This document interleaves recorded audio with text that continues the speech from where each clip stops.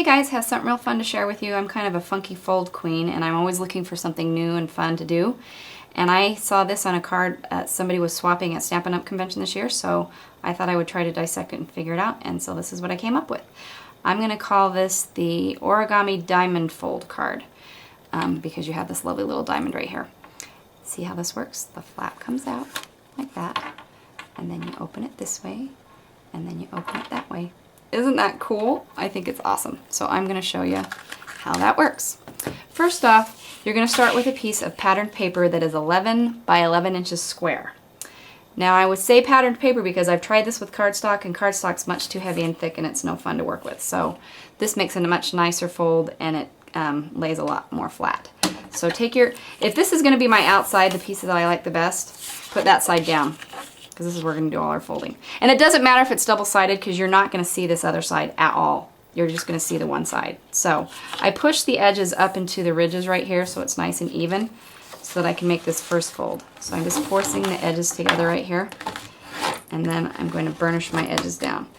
Burnishing is really important on this because if you make your edges nice and crisp, then this card will lay much nicer and more flat. So now I've got this lovely triangle shape, and I'm going to put a few score lines in here. First, I'm going to score it at 3 inches and 5.5, and then you flip it over, and then you're going to do that again. 3 inches and 5.5, right there.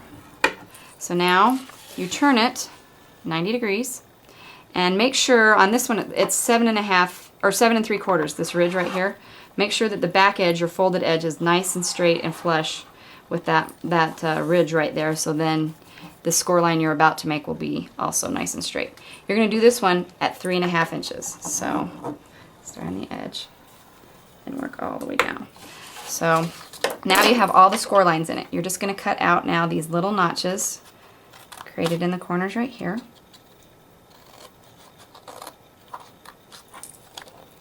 And then this one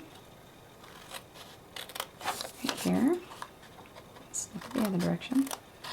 And now I've made, look, it's a spaceship. Now I'm going to burnish all my folds. So starting on the outside edge, I'm going to flatten that one down. And then I'm going to flatten this one. And then turn it around. And I'm going to flatten this one. And then this one.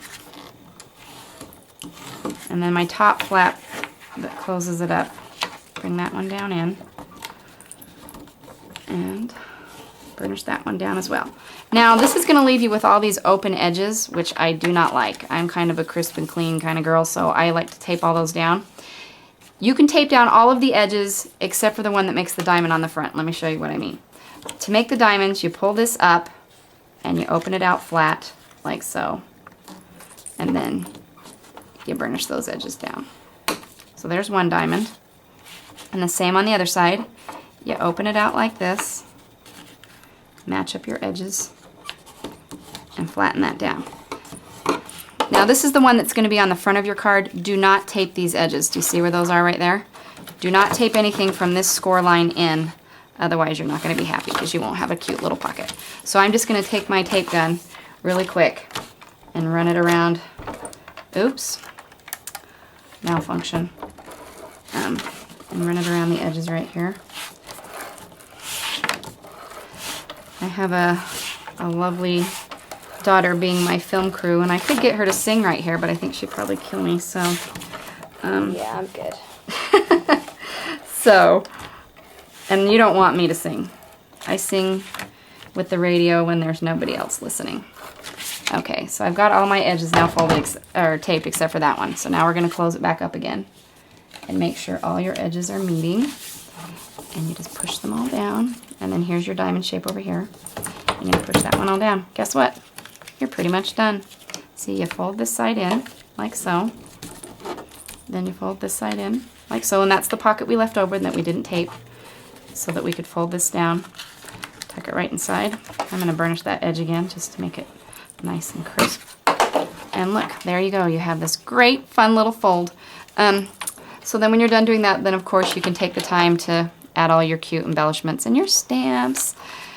Then you can write on the inside. Isn't that cool? I love it. It's fun. So, thought I would just show you how it's done. Have fun and go make something great.